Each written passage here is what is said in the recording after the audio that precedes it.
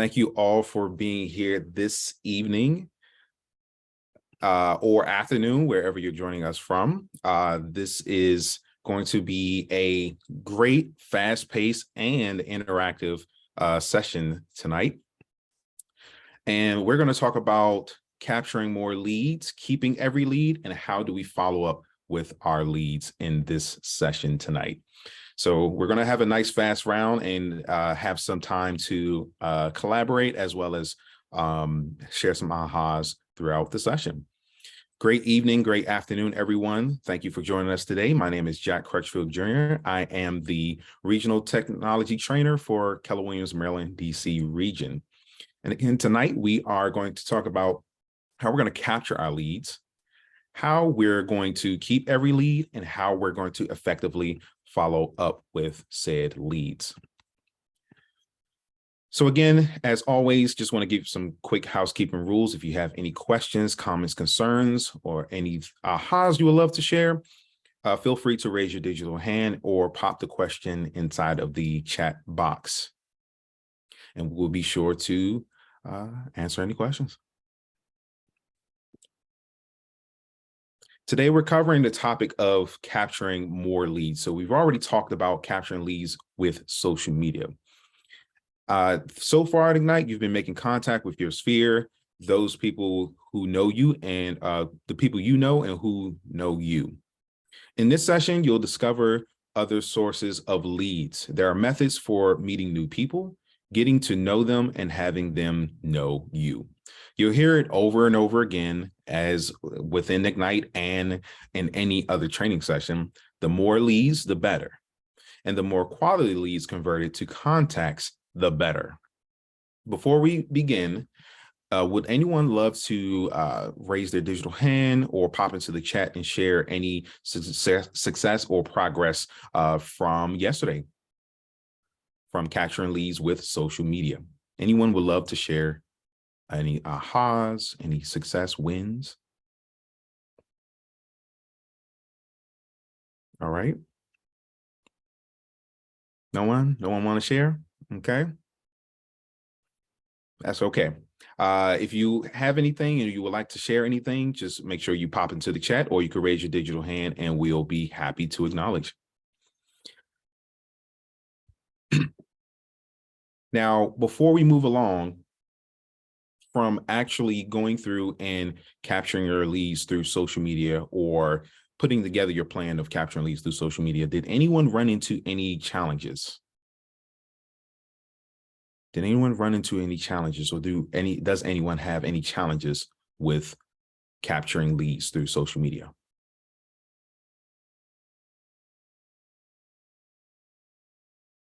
No one? All right, everybody's just ready to get into the session, right? Of course. What do you mean challenges with getting leads? Implementing the things we learned? Yes, implementing the things you learned within capturing leads on social media or putting together your action plan. Right. Getting in front of the camera, is just takes some practice. But the information was good and the message was just do it. Stop getting in your own way. And find what works for you. There's so many different methods. Just find what works for you and then work it hard. Absolutely. Just find what works best for us, work hard, really hard at it, and then find what works best for your business. And there are several. Yes, absolutely. Thank you for sharing, Stephanie. That is an amazing aha, because here's the thing. A lot of times we do get in our own way. Just even in the personal story, just yesterday, I'm also a musician, and we were looking to find a different day to rehearse. And we were like, oh, we're tired. Maybe we'll rehearse another day. Okay, maybe Saturday or whatever works best for you. I mean, we can do it. I don't know. Traffic. We were finding every excuse, between weather, between traffic, anything we can think of to just not do it. And lo and behold, we just got out of our own way. We actually went to rehearsal. And the beautiful thing about that is the rehearsal space we went to is close friends of mine's dad who runs that business, a studio and sound rehearsal area. And he has over 30 years of experience in the music industry. We didn't know he actually was going to be there. We thought he was on the road. And in that conversation we had with him, it was divine timing because there was so many great nuggets he shared that we need to know, not only in life, not only as adults and parents and friends, but as well as business owners, or even being business owners within the music business.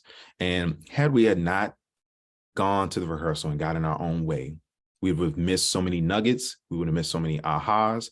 And what's funny is that he said it not knowing our road laws. Change the way you look at things, and the things you look at change. And of course, we know BOLD, Business Objective Life by Design, our workshop here at Keller Williams. That was amazing. So thank you for sharing, Stephanie, just getting out of our own way and just doing it. And today we're going to actually cover some of the ways and different methods and ideas that we can capture leads, not only in social media, but in online platforms. All right, awesome. So today's agenda, we're going to go over systems that work and work best for us. Perfect timing. We're going to go over prospecting versus marketing. We're also going to talk about gold mine of referrals, more sources, and capture every lead. And then we're going to get some ahas and recap through this particular agenda here and take a quick 3-minute break. And then we're going to hop back into our agenda and slides today. All right. So today, just start thinking about what you will learn today. So looking at the agenda from systems that work all the way to capture every lead. Just think about what we will learn today. Let's consider what questions you all may have and what you would like to learn about. Outside of learning systems that work, what are some of the, let's pop into the chat. What are some of the things that you would love to learn today? You can raise your digital hand or pop into the chat. What are some of the things that you all are looking forward to learning today?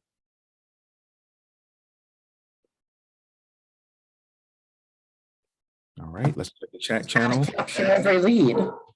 Okay, what was that? I'm sorry. How to capture, how to capture every lead. Capture the lead. Okay, thank you for sharing, Charity. Who else would like to share? All right, we're going into the chat. Yvonne says how to approach the lead. That's awesome. That's how to approach the lead. What are some best practices around that? How to convert views on social media to actual leads. That's awesome. And Denise also says to convert. Awesome. Thank you all for sharing. So this is pretty much the same group converting. Okay, everybody's on the same page, so we all have the same energy. So that's awesome. So now we're just going to hop right into it.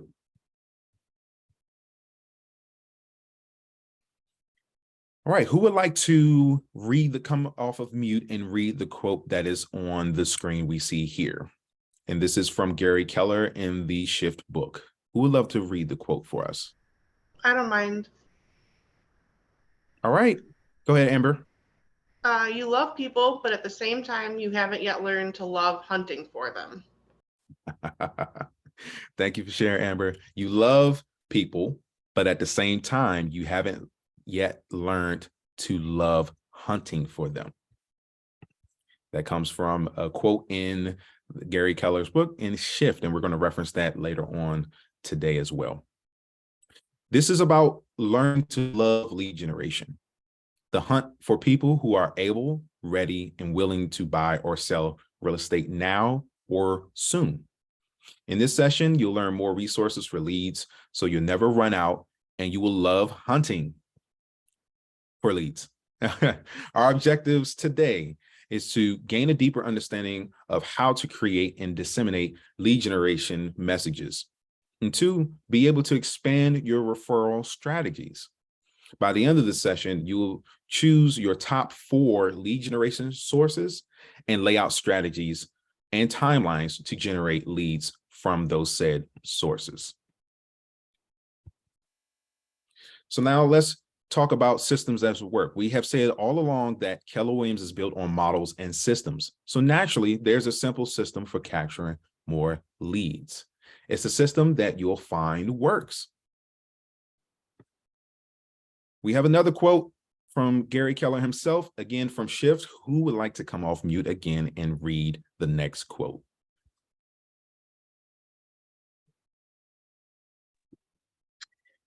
I'll read it. Okay.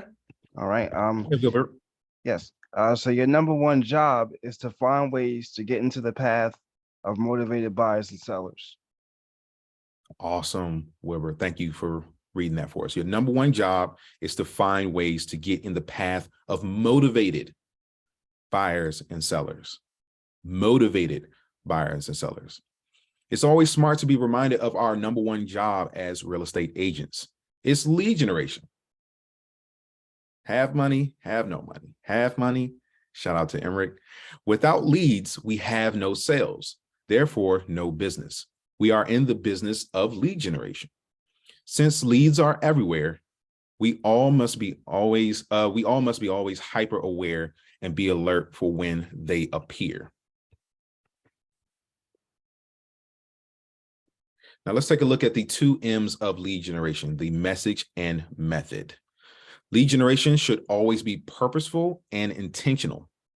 This slide we're looking at here depicts a system to help make your lead generation more purposeful. We call this the message and method of your lead generation, or affectionately known as the 2 M's.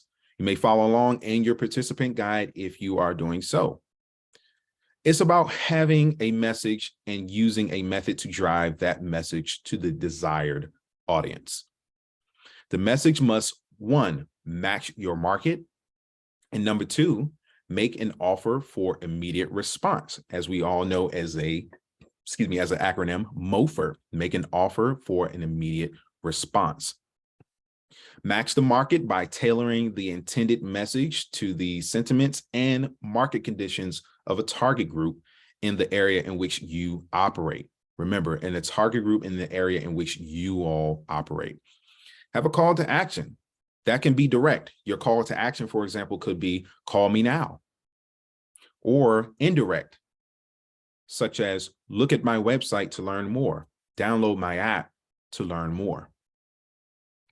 Now let's ask, what could be an offer that would generate a response? What could it be an offer that generates a response? What would make your phone ring or generate immediate responses to text or in social media? Can anybody share in the chat or come off mute? What would you think, what could be an offer that would generate a response? What could make your phone ring and generate immediate responses to text or in social media? You can do a raffle or offer something for free. Okay, Maria says offer or raffle or do something for free, like maybe a free home assessment, right? That's a great example, Maria. Who else has an example? That was awesome. Thank you for sharing. Anybody else? Anybody in the chat? Let's just check the chat. All right. So this could be some examples here. This awesome house just came on the market. If you're looking for a home in this neighborhood, call me right away. This awesome house just came on the market. If you're looking for a home in this neighborhood, call me right away. Interest rates are the lowest ever. If you're considering buying now or thinking about refinancing, I can put you in touch with lenders who can work with you. Do you know about the prices of homes in your neighborhood or any area of town? I've got just the report for you. Call, text, or visit my website to sign up. So those are some awesome examples of having a call to action that can be direct and a call to action that is indirect.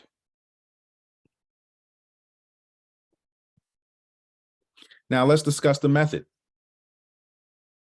Method, there are 2 primary methods of getting your message out to your target group. There are 2 primary methods of getting your message out to your target group. It is prospecting and marketing, which we covered earlier at the beginning of the lead generation segment. Now, this session will only cover additional prospecting sources. Just want to make sure we are aware of that.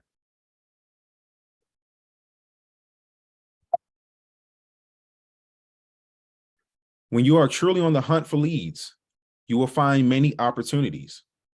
Let's say you're at a coffee shop and you overhear a couple talking about an open house they just visited. What should you do? You can just follow this simple system of approach: connect and ask. First, approach with a conversation starter, such as, hey, I overheard you talking about an open house. Are you looking for a home in this area? Second, connect with the individuals in a way that builds rapport and trust. One of the best ways is with questions. Look for opportunities to be of service to them. I have a list of all the homes for sale in this area. I love to connect with you so you can stay informed of what comes on the market. Finally, if appropriate, ask to meet with them to learn more about their situation. And don't forget to apply the FORD method to connect with someone and deepen the relationship. So we know family, occupation, recreational, dreams. That's what FORD stands for. Don't forget to apply FORD method to connect with someone and deepen the relationship. So leads are everywhere. We have approach, connect, and ask.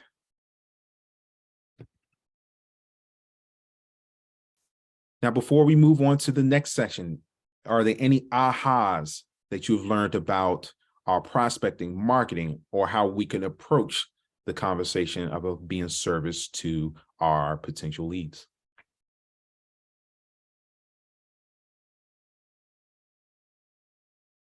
All right, we're just going to check the chat.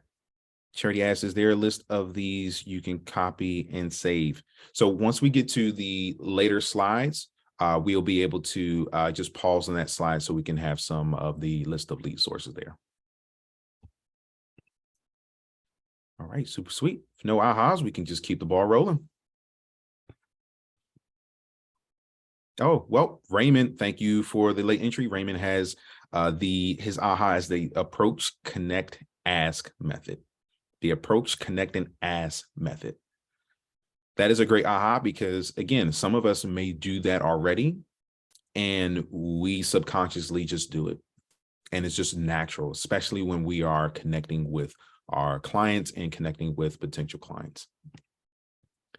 Now we've discussed prospecting versus marketing in the earlier sessions, and today we're going to go a little deeper inside of this specific topic. And before we move on, we have another aha. Stephanie has added, seems like we should try to connect with everyone we come in contact with. Yes, you can come in contact with everyone you connect with, and now you can have more of a level of discernment to see if this is someone who is open for the conversation, maybe not at the moment, maybe not at all, and then we can just govern ourselves accordingly. Great aha. Thanks, Stephanie. Thanks, Raymond. All right, we are back in the shift book, and we're back with a hot shift topic here. So who would like to actually read this lead generation quote from Gary Keller? I can read. All right. So lead Sorry, generation. I can't see. I'm sorry. Who's that? That's Shashank. okay. Thank you, Shashank. Go ahead. Lead generation is a contact sport with simple rules. It means making contact with people through prospecting and marketing. Thank you so much, Shashank. Now, ironically about that is we know we have a shirt in Keller Williams that says real estate is a contact sport. Same thing with lead generation, because remember, that's our number one item here for lead generation. That is what keeps us in business. So lead generation is a contact sport with simple rules.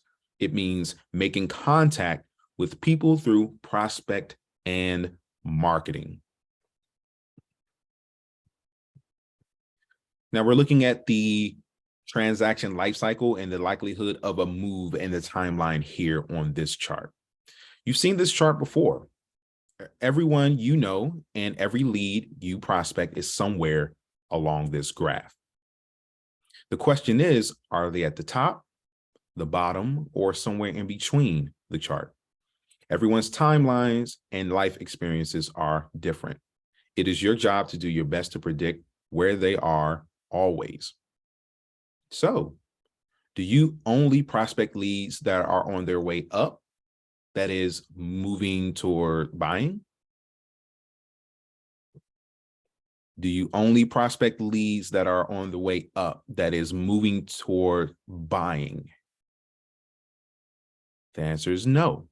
Every lead that you catch and build a relationship with is a potential buyer and seller at some point, and a referral source. Again, this is a potential buyer, seller, and at some point, a referral source. So, who do we prospect for and when? You can pop into the chat or come off mute. So, who do we prospect for and when? Who's the who and when? Like everybody and all the time. Yes. Yes. Thank you, Shashank. That is right on the head right there. Hit the nail right on the head right there. Everyone all the time.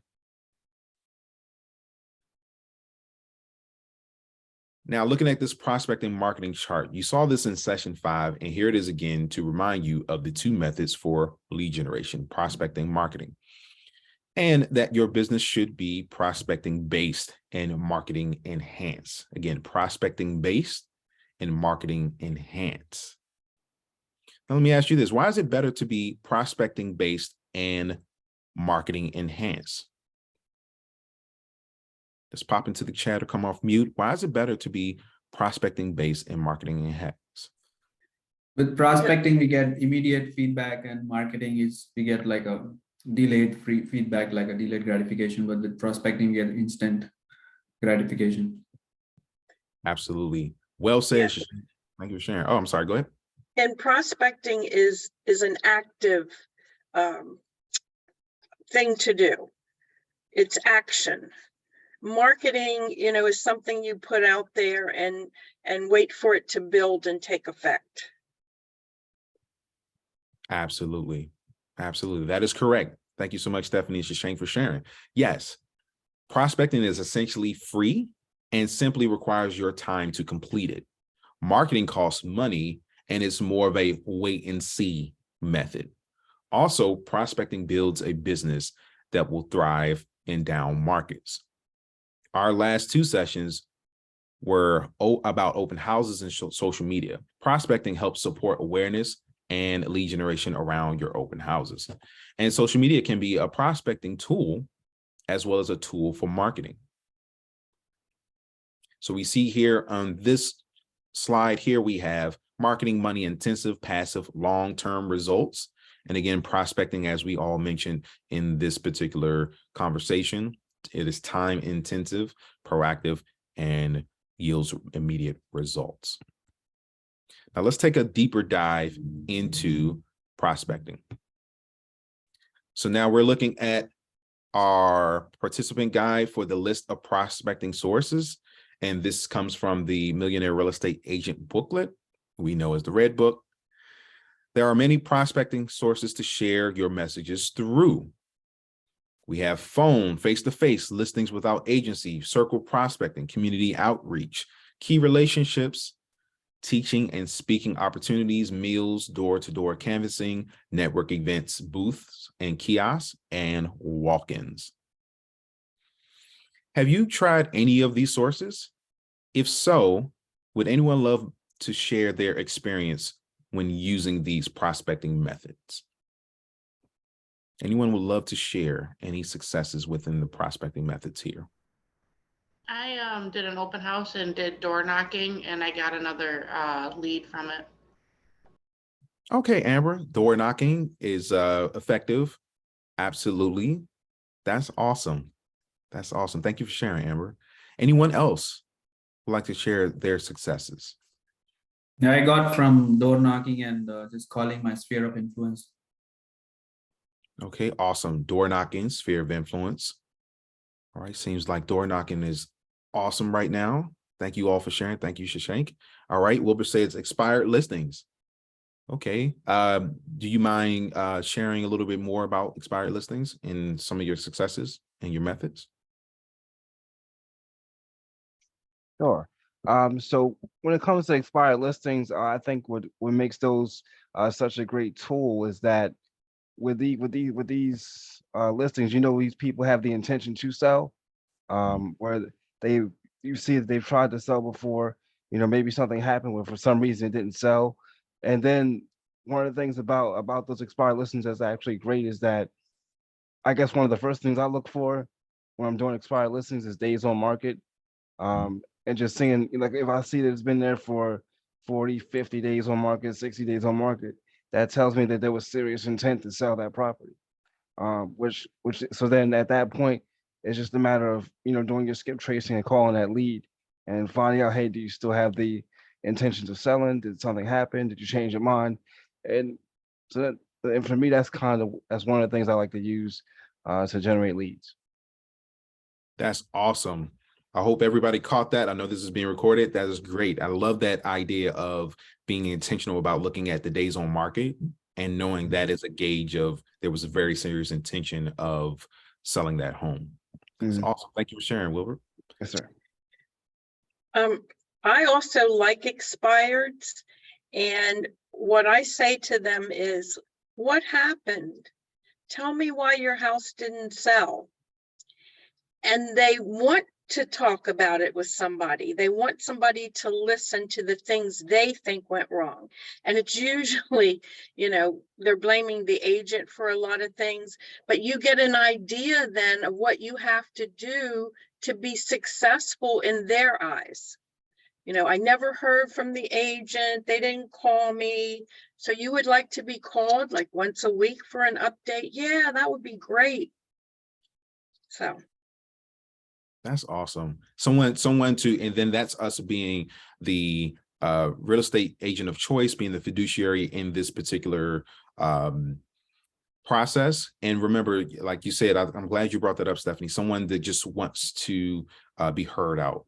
They just want you to listen. They want you to be very diligent of just listening and just making sure that you are providing the service that they didn't get before. What is different that we can provide that they didn't get from the last agent?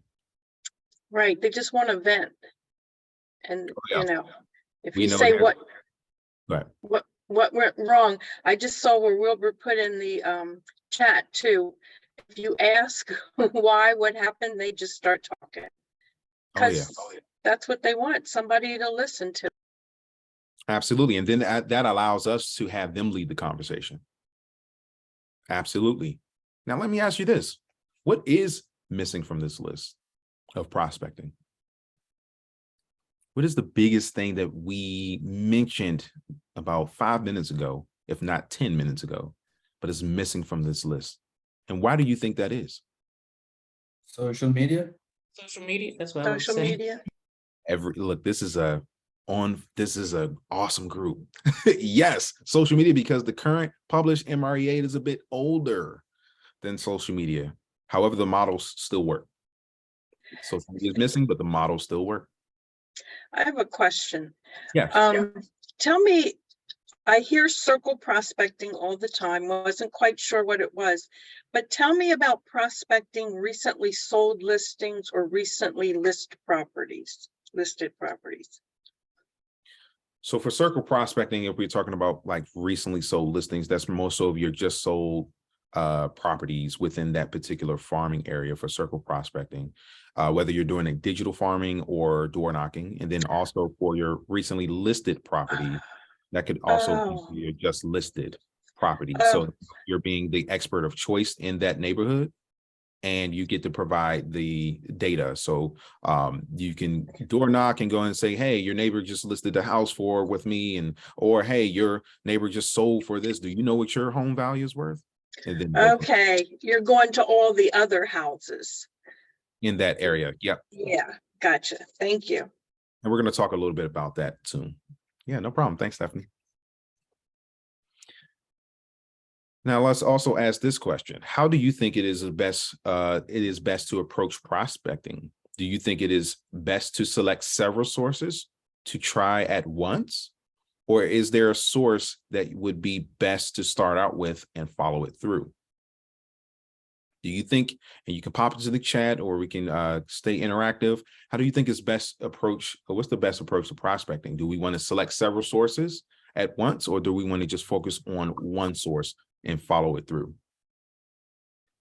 All right, we got some activity in the chat. Amber says, start with friends and family. Absolutely. Start with your SOI and really follow through with that. Thank you for sharing, Amber. Anyone else? Start with one source and To follow through. start, Okay, we you to had start Charity. with. Go ahead, Charity. I would just pick a few to start with, and if none of them work, then find something else. And if something's working well, run with it, but don't try everything all at one time. Absolutely. So that if we're all over the place, then we're not being very intentional about is at least one source or a few sources. Absolutely. Therese, go ahead. No, it was almost the same thing. Try, be focused in one source first, try, learn the lesson, and then you move accordingly to another source. Absolutely. Move accordingly. Thank you so much, Therese, for sharing that. Chelsea also has focus on a couple and get comfortable with them. Raymond also says start with one. Maybe you want to start with just one. And then Wilbert also says pick maybe 3 methods and see which one works best. Process of elimination. That's a great idea. Start off with 3 and then just narrow it down to that one that may work best for you.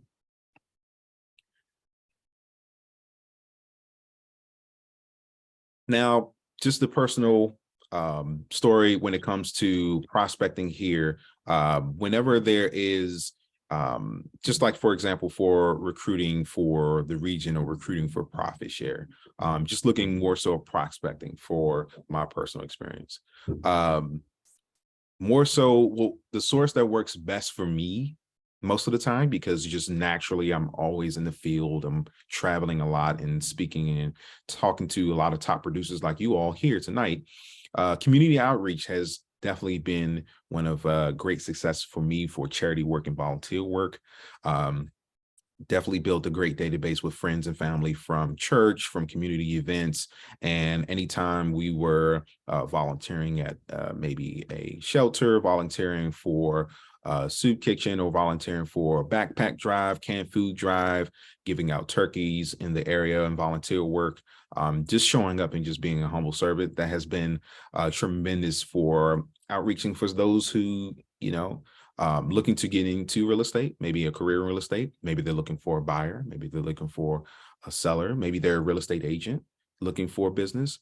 However, that ties into that conversation of the moment. Of course, we don't necessarily force it. Again, remember, we ask, connect, and then that's a great way that I've seen in my personal business for community outreach.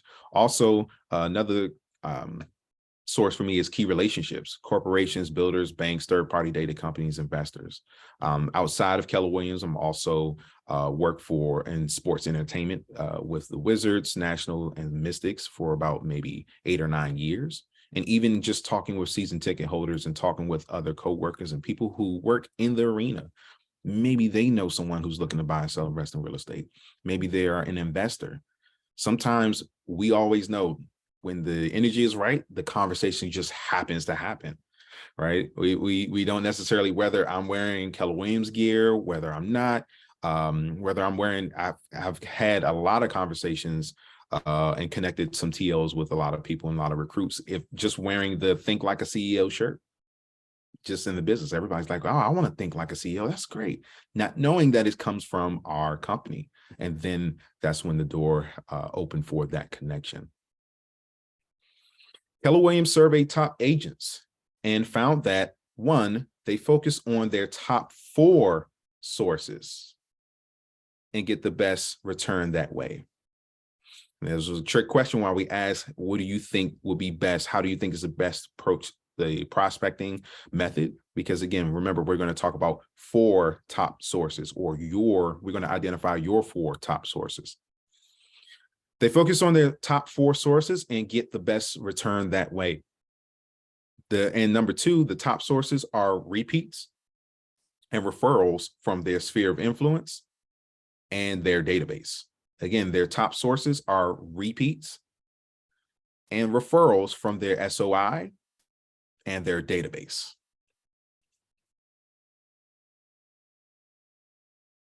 Looking What at are this, what go are ahead. meals? What does it mean, meals? For prospecting for meals, this could be charity work in handing out meals, or like the company, I think it was like Meals on Wheels, when you're doing like delivery, maybe for elderly of potential leads, or possible community outreach for clients or people who have elderly or people who are sick and shut in.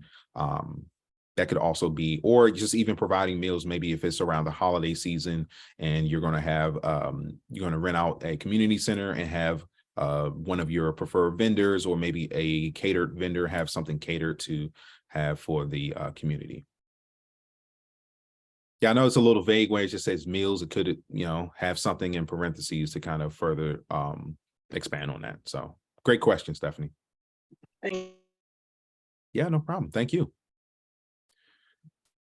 Now that we've looked at this list, which sources would you consider pursuing? Remember, you've already had at least one down because it's your SOI. So out of this here, let's pop into the chat and share, looking at the list, which sources would you consider pursuing? Meaning you already have your sphere of influence. Now, which source are you considering pursuing going forward? All right, let's pop into the chat. All right, Charity has, she says, I was just invited to gift and help with a newer local charity. They are planning their second annual fundraising gala in October, and I would like to help or join in the event. What can a realtor share in this event? So within this particular event, going back to the make offer for an immediate response. I know that we don't want to just abrasively come through and just say, hey, I'm a realtor. If you want to look and buy and sell investment, we just let the conversation happen. We just let it naturally happen and just show up as humble service, of course. And then in that particular event, Charity, I will also suggest anything that you can have for a MOFR, for a make offer for immediate response, for maybe a free home estimate, or working with a preferred vendor or partner of yours to possibly, knowing that it's October, around that time, and maybe fall time, maybe a preferred vendor who could, if you have a promo code, tell them Charity sent you, and then now you can have that landscaping crew come to their house and possibly do leaf blowing, pick up leaves, or possibly doing some landscaping to get ready for the fall and winter season. That could be also a MOFR for that event.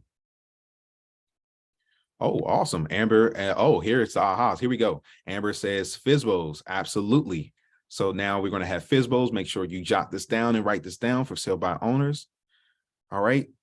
Ms. Vall, she also said, I start doing bank and lenders. That's awesome, because then for our potential first-time home buyers or people who are looking to buy, maybe for credit repair and maybe to get pre-qualified, that's also an awesome service you can provide for them.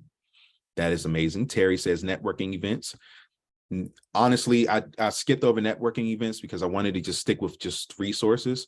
However, networking events are fun, especially those that have open bar.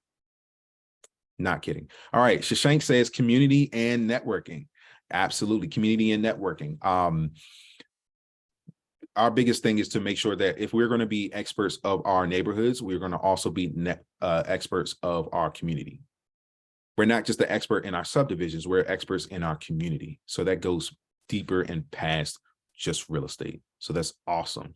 Stephanie also says seminars, builders, apartment complexes.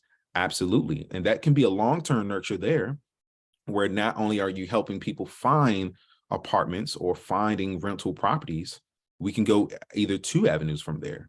We can go to the nurturing them that are in our apartment or renting. Now we can nurture them until they're ready to buy and help them build their credit or maintain their credit. Or possibly they're looking to potentially get into a career of real estate themselves, and maybe they want to use that rental property as an investment property. And why not you all use that as an investment property? And Stanford also added volunteer events. I can't say it enough. I definitely come from a family that we did a lot of volunteer work. Even when I was growing up and I didn't feel like it and I just wanted to play Nintendo, it did me justice in the long run to make sure that you're always there to help. You're always there to volunteer no matter what. That's awesome. Thank you all for sharing. So make sure you keep the chat, make sure you take notes in the chat, and make sure that you are also keeping an eye out for other lead sources or prospecting sources, I should say, that you can utilize in your business. That's awesome. Moving right along, we're going to move into marketing. Now, this particular slide is about additional prospecting sources to think about and focus on. Here is a list of marketing sources for comparison. So we have right here, we have online advertising, we have offline advertising, we have broadcast content creation. That content creation makes a difference. You can be the greatest real estate agent in the world, and that is awesome. However, if you don't have any content, how will the rest of the world who don't know?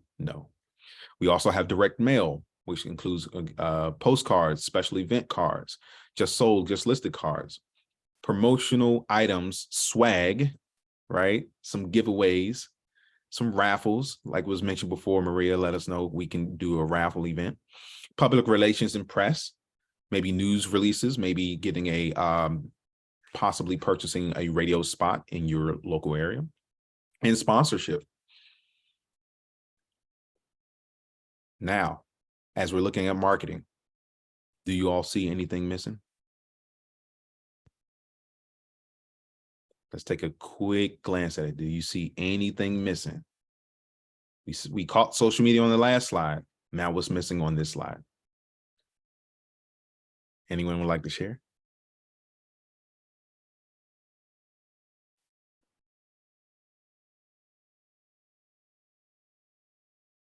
All right.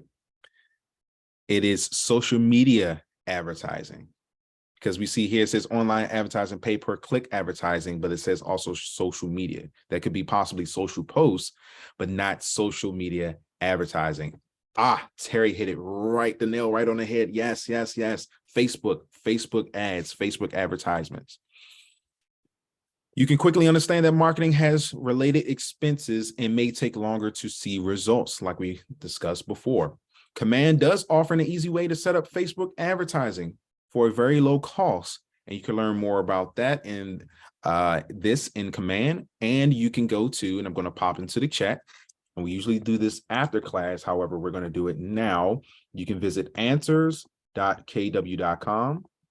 If you're listening along or riding along, just answers.kw.com. Just go to answers.kw.com and search Ignite Reference Guide. In addition, there are courses on Connect that will walk you through this same process. And go to answers.kw.com in the search bar, type in Facebook ads. Great feedback. Thank you all. All right. And Charity says, and some of us just need the free version, meaning social post. Yes. If you want to learn more about social post, the free 99 post that you can actually post to your Facebook business page, you can learn more there as well. Thanks, Charity. Now let's look at prospecting and marketing. Let's look at both together. These are sources that use both prospecting and marketing. For example, open houses, which was covered in session 7. We'll talk about geographic farming in a few slides, as well as seminars, events, and referrals. To your point, Stephanie, we're going to talk about that geo farming, which we were just discussing not too long ago. What is a common prospecting method to use with open houses? What do you think is a common prospecting method to use with open houses? We already said it before. Door knocking. There you go. Door knocking. Thank you so much for sharing. Door knocking, this is your opportunity to, one, make the neighborhood aware of the open house, bring in awareness, brand awareness to the open house and to our businesses, and to invite neighbors to the open house to meet you. see an active listing in the neighborhood and perhaps refer a buyer to you. Or perhaps maybe they're looking to sell very soon. What part of your job as a real estate agent does this cover? It's a kind of trick question. Lead generation. It covers lead generation. So looking at the slides here, both we have farming, geographical and demographical. We have events. We have networking and purchase, meaning clientele, advertising networks, ads that you'll purchase, or through your referral networks as well. Before we move on, are there any ahas about prospecting and marketing as lead generation techniques? Any ahas you all have around prospecting and marketing as lead generation techniques?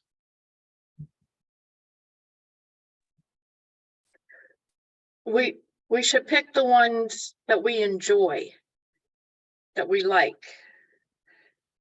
Mm-hmm. So Stephanie says, pick the sources that we and the techniques that we enjoy and that we like. Doesn't feel like a job. It feels like love. All right.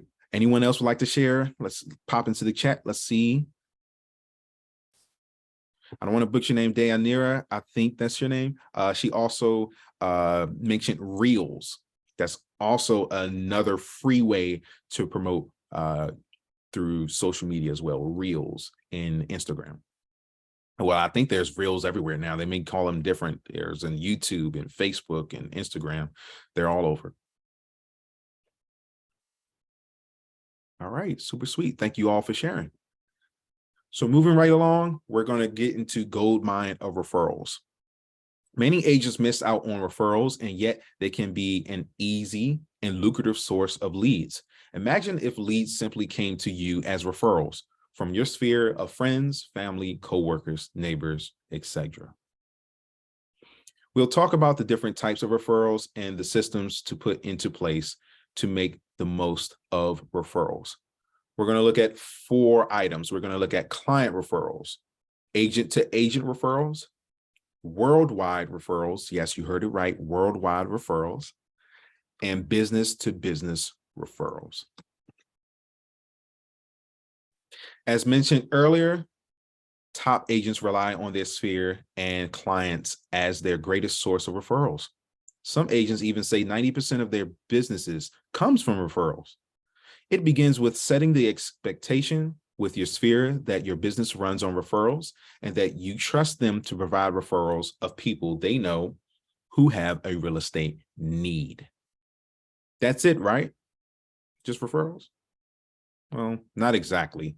Yes, set the expectation, then provide value. Set the expectation, then provide value.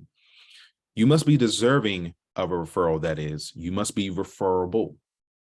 The relationship with your sphere and clients is meant to be reciprocal.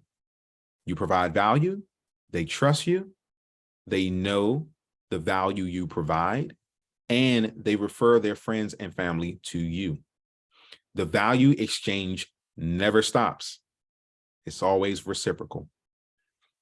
Now, what are some ways you can provide value besides the 3 we see here listed on the slide?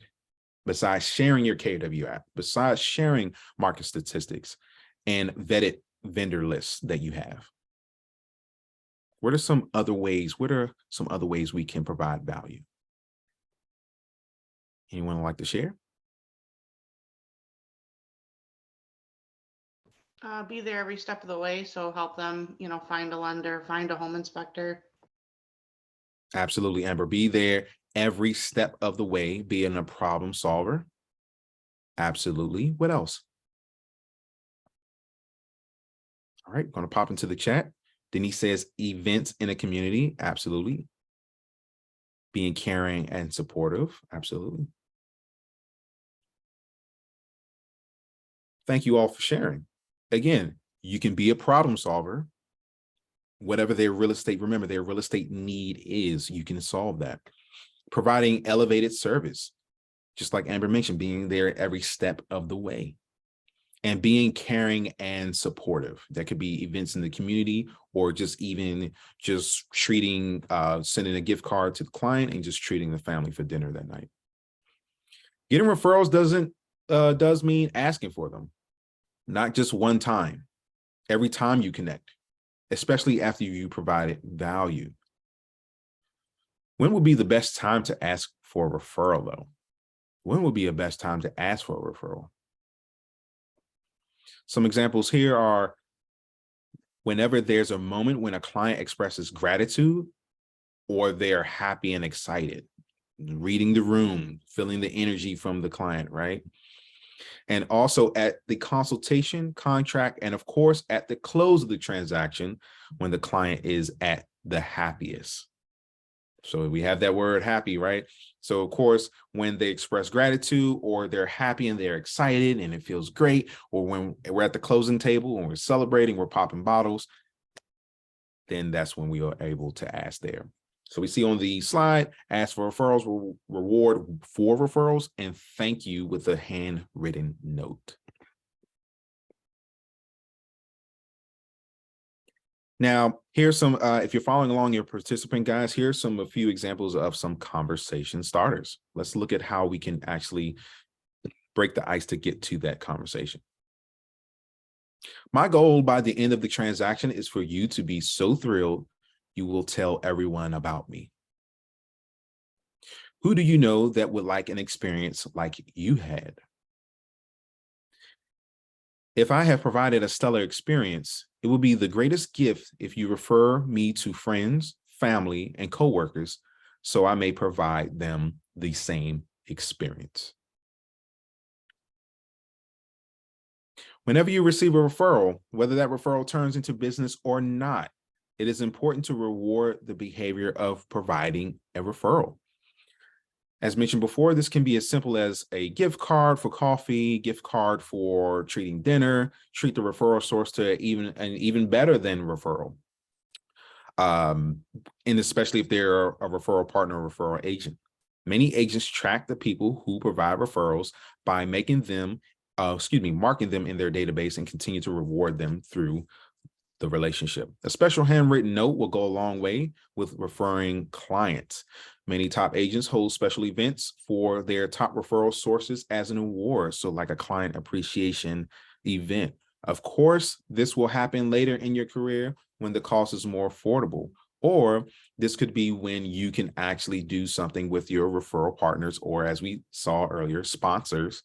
We can have some sponsors sponsor the event for us. You can learn more about gaining client referrals by viewing the session, Fill Your Funnel with Client Referrals in the series entitled No Ceiling, Level Up Your Lead Generation on kwconnect.com.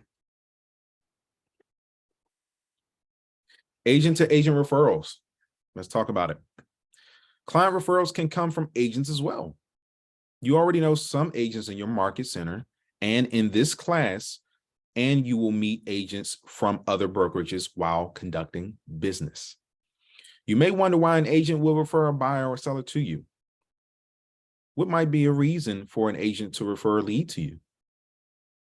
It could be an agent in your market center is focused on listings and chooses to offer a buyer client to you since buyers take more time.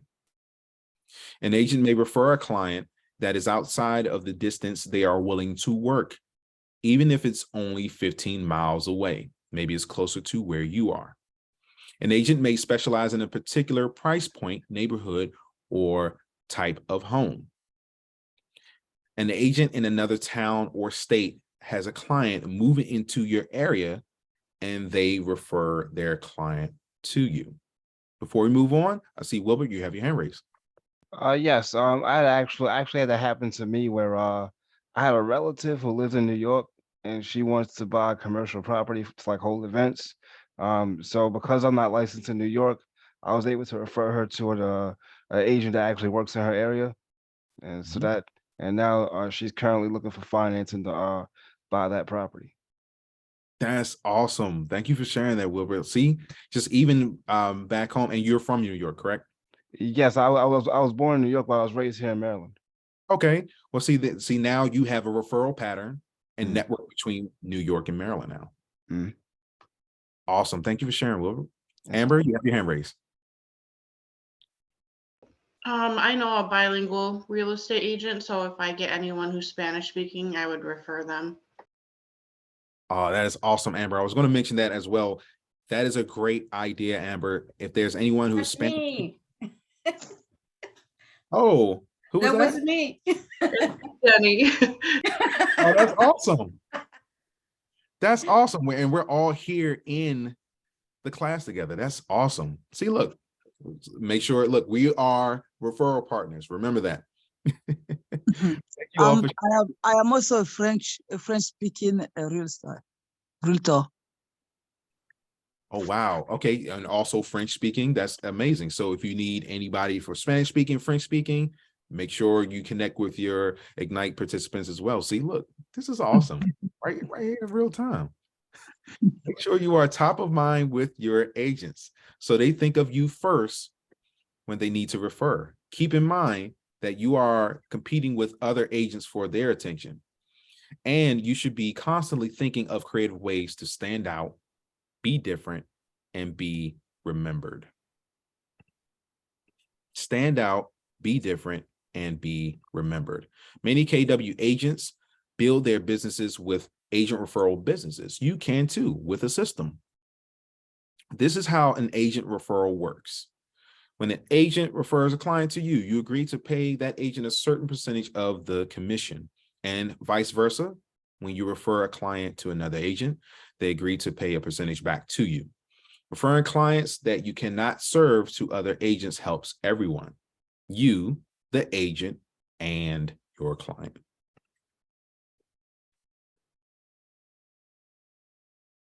Now let's review the agent-to-agent referral models. We see grow, maintain, and manage. Grow. Within Grow, you can begin by growing an agent referral network in Command. Keep track of every agent you meet through the course of your business. Reach out to agents in other cities and states, especially from locations where people are moving from. Within Manage, systematize your agent referral network by being purposeful about it. Just as with leads and contacts, build relationships and provide value. Make it reciprocal. They provide you referrals and you provide referrals to them. And maintain. Keep your network up to date and stay in communication with network partners. Track all referrals going out and coming in.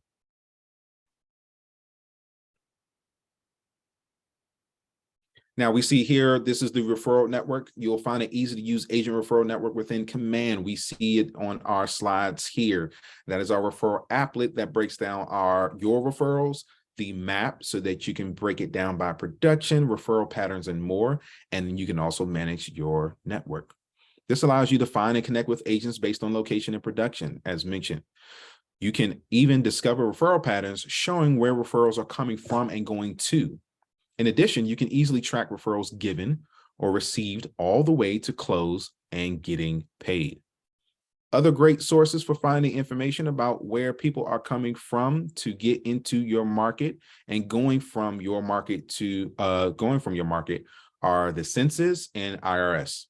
The U.S. Census tracks this as domestic migration. The IRS tracks migration by seeing how addresses change on individual tax returns. This data is easily found on their respective websites. Again, that is the Census, U.S. Census, that tracks domestic migration, and the IRS tracks migration by seeing how addresses change on the individual tax returns. Worldwide referrals. Ha! Did you know that at the beginning of 2022, Keller Williams had a presence of 50 plus regions, including the US and Canada? Did you also know that agents in our worldwide regions can be referral partners as well? Be open to the possibility of leads from anywhere in the world. Add agents from our worldwide regions to your referral network. Think about the connections you have with countries outside of your own. What friends or family have connections elsewhere? Let's say you have a client who decides to sell their home and move to Puerto Rico for retirement. Instead of leaving your client to find an agent in Puerto Rico, you will look up KW agents in that region and refer your client to them. It's a win-win-win for your client, you, and the other agent. Consider this: the next time you travel outside the US or Canada, you can learn more about agent-to-agent referrals by viewing the session called Anchor Your Business with Agent Referrals in the series called No Selling, Level Up Your Lead Generation on Connect. Don't want to miss that session. Business-to-business referrals. Another source for referrals is business-to-business referrals. Now, you can raise your digital hand, or let's pop into the chat and say yes, yes, yes. Raise your hand or say yes in the chat if you have recommended any of the following to your friends, family, or neighbors: a hairdresser or barber, a dentist, a doctor, a veterinarian, an accountant, a financial planner, auto repair shop, handyman, plumber, electrician, gardener, or landscaper. All right, Amber has the thumbs up. Oh, I guess that's the new Zoom update, is animated. That's awesome. Yes, yes, yes, yes. We see the yes coming in and popping into the chat, pouring into the chat. Absolutely. You are referring your acquaintances to businesses that you have come to respect and trust. Respect and trust. This is one way. This is a one-way referral. To make it reciprocal, you would need to develop a business relationship with the owner or manager of your favorite businesses and discuss how you can help each other. This is back to that sponsorship that we were just talking about a few minutes ago. You refer your clients to their businesses. For example, you refer your buyer clients who are new to town to your dentist. Business owners refer clients to you. For example, a handyman you've often referred is hired by a person who is fixing up their house in preparation for listing it for sale. The handyman lets you know, and you then connect with this potential seller. This is easy to get started. Now, in your participant guide, in the next 2 minutes, we're going to write down the businesses that you would like to connect with to let them know you are a real estate agent and would like to help their businesses. Now, we can write it down, and we can also pop into the chat. Let's pop into the chat some of the businesses that you would love to connect with and let them know that you are a real estate agent and you would love to help their businesses. So let's pop into the chat and see what activity we have here. Okay, we have some more yeses from Terry, Christopher, Stanford, and Chelsea. All right. What businesses you all are thinking about? I would love to know. Let's pop into the chat. And while we're popping those businesses into the chat, let's also share any ahas you all may have. You see, Linda, go I ahead. have been leaving my business cards and coffee shops in banks. Okay, coffee shops, banks, and you're developing a relationship with the coffee shop. So then now you know. So now with that relationship with the coffee shop, you know, if you're meeting clients or meeting potential leads or referral agents, you're always going to meet them there at the coffee shop. Yeah, in restaurants, Mexican restaurants too. Absolutely. And then you'll just walk into the restaurant and they're like, oh, we know, hey, what's going, hey, how you? Now you're just the popular talk of the town. And then you're, again, community expert.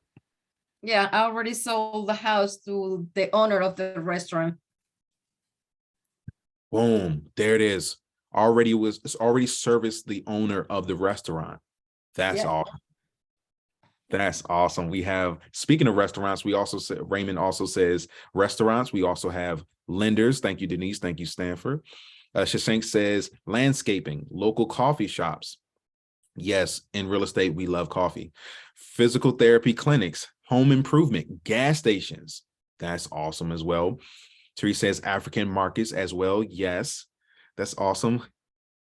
Oh, I was waiting for this to happen. Rory says divorce lawyers, because what is always guaranteed? Okay, we're not going to say it here. All right, any other ahas? We talked about client referrals. We talked about agent referrals. We talked about worldwide referrals and business referrals. Where's some ahas about the referrals as lead generation sources for you?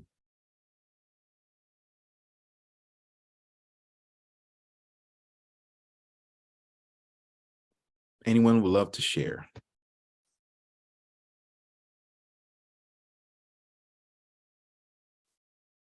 All right, no worries. You can always share inside of the chat. All right, moving right along. Now we're going to look at more sources. Earlier, we talked about the different prospecting sources as well as those sources that combine prospecting and marketing. Now we're going to talk about geographical farming or geographic farming and events and seminars.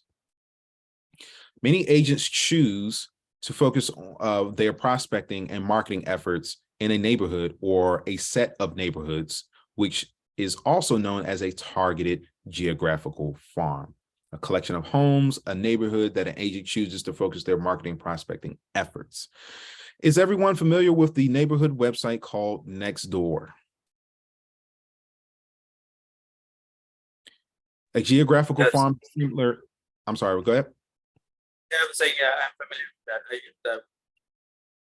Absolutely, absolutely. Thank you for sharing. A geographical farm is similar in that it's essentially targeting a targeted messaging within a neighborhood. When you choose to farm a neighborhood, be aware that it will not yield immediate results. When you choose to farm a neighborhood, it will not yield immediate results. This lead source is more of a long game, and you must be committed to keep working your farm once you begin. Follow through.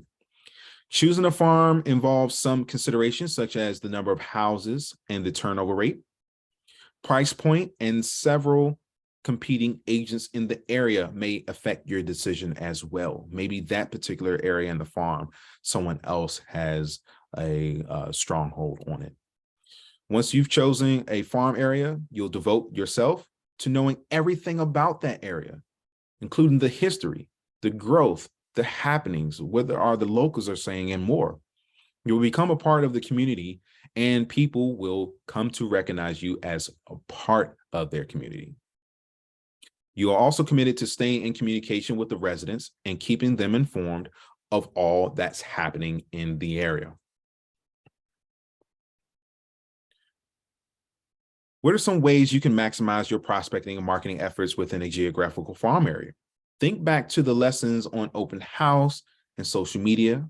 Also consider your daily success system with conversations, adding contacts to your database in command, and sending handwritten notes. How can you make it all work well within a geographical farm? Let's pop into the chat and see what are some ways you can maximize your prospecting and marketing efforts within a geographical farm area. And as we're posting those ahas and those ways we can maximize our prospecting and marketing inside of the chat, let's set up a plan. Set up a plan, be intentional. Start with just a few houses. This could be where you live, near where you live, an area you would like to live in, or perhaps the area you grew up in. You might consider what you can handle for the long run. Proximity, size, cost, etc. Door knocking is key to farming. We talked about door knocking earlier.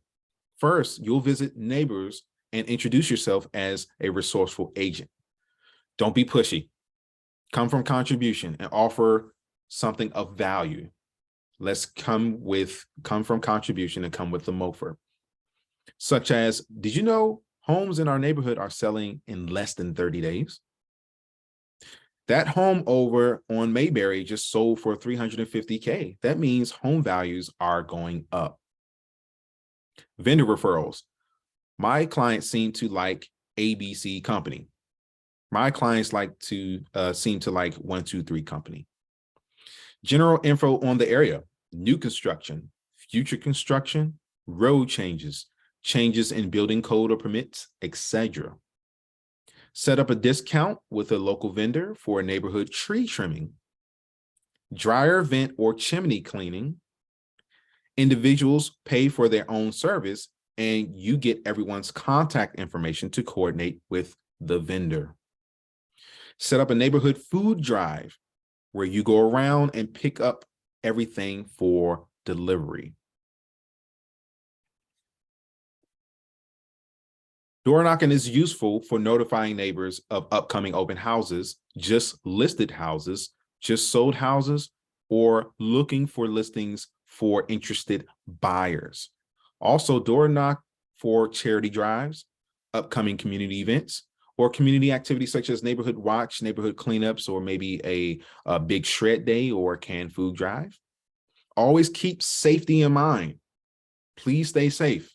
Perhaps go door knock with a fellow agent in your farm and do the same for them and theirs. Please make sure you have a referral agent and partner with you. Maybe this could also be a spouse, a partner, a friend who's willing to watch from the car, or how about partnering with a lender to go door to door with you?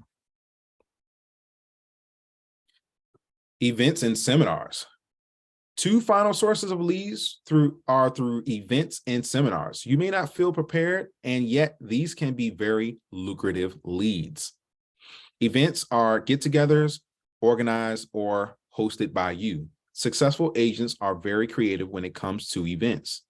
Events are meant to attract leads and don't have to relate directly to real estate. Remember, it doesn't always have to be real estate, just like our social media posts. It doesn't have to be about real estate. Here are some ideas. Neighborhood park cleanup. Ask people to join you. Supply bags, gloves, and water bottles. Ask for addresses and send thank you notes.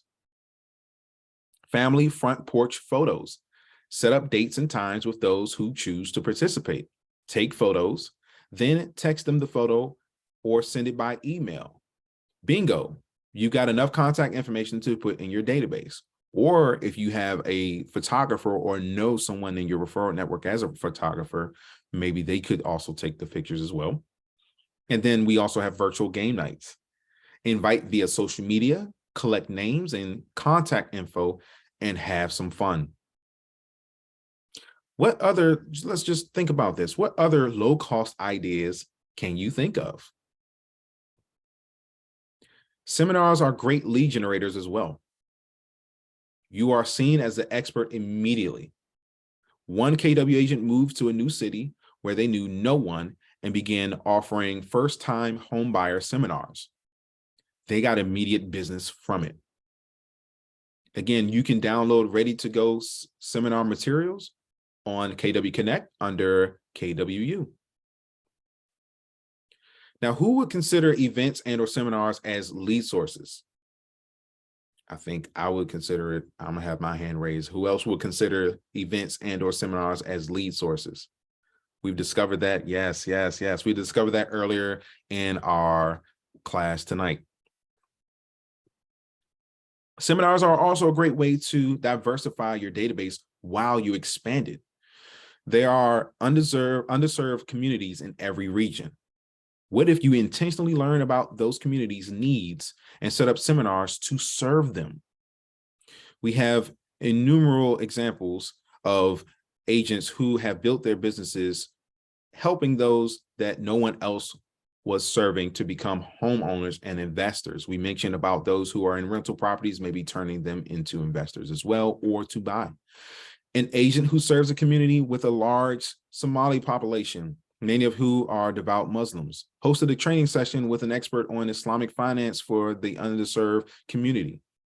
You see, the Sharia law that forms the basis of Islamic banking prohibits charging interest. Expecting 10 or so attendees, she actually hosted 75 ready, able, and willing clients needing to buy or sell property. Another agent, and we talked about this earlier, another agent fluent in Spanish started home buying seminars with Spanish-speaking title attorneys and lenders to teach people how home buying works, and built a large businesses for everyone involved, with upwards of 30 people coming to her seminars every 2 months. Think about that, coming to the seminars every 2 months, more than 30 ready and willing leads who just needed help figuring out how to be able to came to her, or figuring out how to do anything of this, came to her and her partners through Facebook ads and word of mouth, just Facebook ads and word of mouth. That's awesome. Now, leads are everywhere. Think about it. Remember, leads are everywhere. Don't discount anyone. Remember, we're going to learn to love hunting for leads. Your business, your wallet will thank you. Leads are everywhere. We also have, we talked about coffee shop, we have repair shop, hair salon, dentist office, grocery store, wherever you go. All right, what are your ahas about these additional sources of leads? What are some of your ahas about these additional sources you may not have thought about? Anyone would like to share? I just want to know more about how do we like coordinate with the local vendors? Like you mentioned, like we can offer discount prices and then in return, we get their contact information. So how do we do that? I would first start with your preferred vendors in your market center. If your market center leadership should have or should be able to provide a list of preferred vendors you all work with now.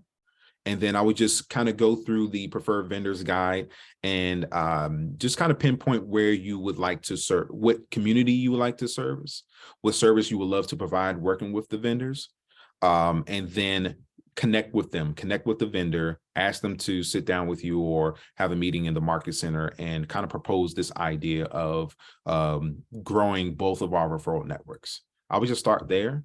And then, and or if there was any lenders or any other vendors you worked with in past transactions with past clients that you have serviced and worked with, I would start with just kind of working with them and just seeing if that is a proposal they're looking to accept, and then just go from there.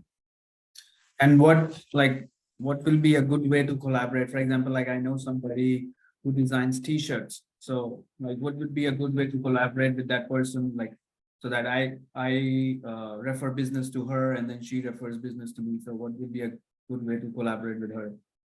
Oh yeah, that's an amazing thought right there. Someone who's customizes shirts. I would just say or suggest that collaborating with her and having a referral network with her, anybody who for your end, anybody you work with, if there's families or friends who are looking for customizations at a great rate, or if people are going on family vacations, or if there are gender reveals, or if there anniversaries, birthdays, parties, everybody wearing the shirts, or if they're on their way to Disney, right, and they have the Disney family shirts, you can connect with them. Or if they're looking for any other reasons for customizations. And then for her, she can also refer and just have a way where, hey, you know, if you have an event going on, you all can do an event together. Or if there is a community event, you can invite them to come there and then make sure that they have a table to promote their business as well. Yeah, that's cool. Yeah, thank you. Oh, no problem. Thank you. Raymond says, I like the events idea of lead generation. Amber, oh, that's awesome, Amber. She says, put your logo on the front and hers on the back of the shirt. So it'd be your logo on the front and then her logo on the back. So that's also a conversation starter. I'm saying, hey, what's that? Hey, I like your shirt. Where did that come from? Or, hey, that's a nice logo. Who designed it? That's great. Thank you so much, Amber. Thank you, Shashank, for sharing, and Raymond. All right, now we're going to look at capture every lead before we take a quick break. So you heard this already, and it bears repeating. Capture every lead, capture every lead, capture every lead. We're going to keep saying this. Your integrated end-to-end Keller Cloud platform, affectionately known as Command, running and growing your business through Command. This is part of your daily success system to add contacts to this database.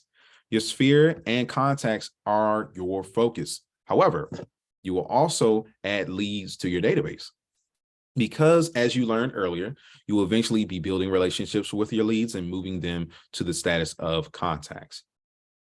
Who can remind us of the difference between a lead and a contact? Just real quick, we can pop into the chat. What's the difference between a lead and a contact?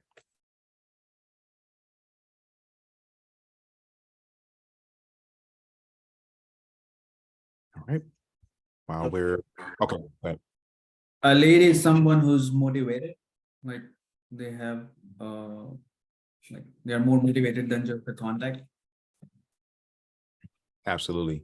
Leads are people, you have the right to and at least have a one-way conversation with, and contacts are people you have permission to have a two-way conversation with and whom you've established a value-based relationship. Thank you for sharing, Shashank. And we got, yep. Raymond said a contact is someone you have talked to. Denise says a contact is someone you've talked to. Absolutely. Putting leads in your database as soon as possible, and as soon as putting your leads into the database as soon as possible can help you track them and allows you to stay in communication with them, constant communication with them. There is help for adding leads to contacts to command. Again, you can go to answers.kw.com.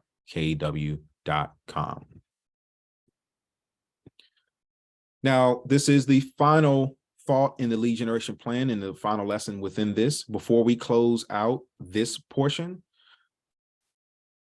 let's talk about this very important segment and topic. Let's take some time to generate your personal lead generation plan. Looking at 1 through 7, identify what is going to be a part of your lead generation plan within 1 through 7. Could be all 7. You have time to think it all over, the aspects of lead generation we covered, and build a plan you can execute.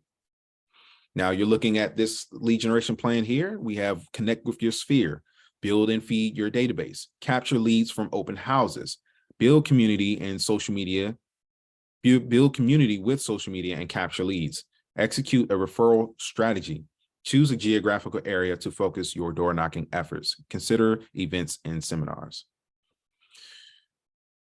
You should use the check mark to indicate which action you will take in the source of activity of lead generation. You should have a sphere and a database checked and choose your last 2 sources based on their strengths and interests. Now you will be able to write your own lead generation strategy and plan. And don't forget, with your accountability partners, don't forget to share this particular lead generation plan and make sure you hold each other accountable. Before we take a quick 3-minute break, are there any ahas that you all would like to share?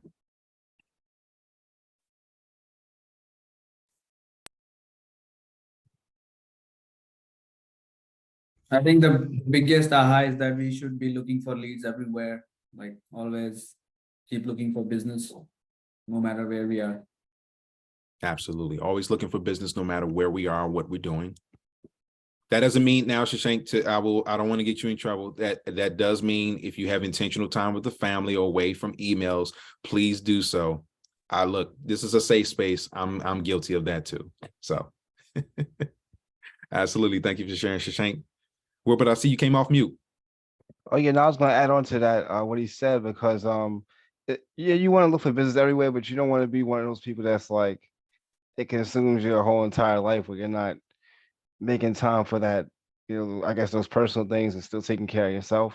But yeah, you should be, you know, whether you're outside having dinner or whatever, you know, always, you know, I guess be alert. You know what I'm saying? Be alert, be very vigilant. Absolutely. Thank you, Shashank. Yeah, just don't let your guard down. Like if you hear something about a lead, just, you know, take out your business hat out. Absolutely. Absolutely. Thank you so much for sharing. For the sake of time, is everyone good to keep rolling along? I mean, to go around this, keep every lead and follow up with leads, because we got a little over a half hour left. Is everybody good with that? Everybody says yes, yes, yes. Everybody's locked in. Perfect. All right. So I will take at least 3 seconds to quench my thirst. All right. So let's keep having some fun about leads. Now let's learn about how we're going to keep every lead. The lead follow-up process is essential to converting leads to a business. From the moment you have captured a lead and put it in your database. Before we dive deeper, let's look at our next slide. So what is lead follow-up, how to lead follow-up, post-lead follow-up, and then we're going to move right along. We're going to describe the benefits of establishing a system of lead follow-up. We're going to also talk about how to apply the 19 to Connect Touch campaign with leads. And now we're going to go over the importance and explain the importance of cementing the relationship with these leads.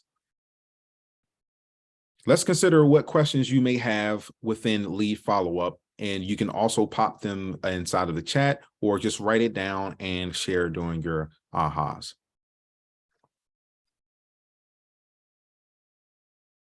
All right, now if you're going along and following along in the lead follow-up page in your participant guide, let's look here and let's review. Who can recall how we define a lead?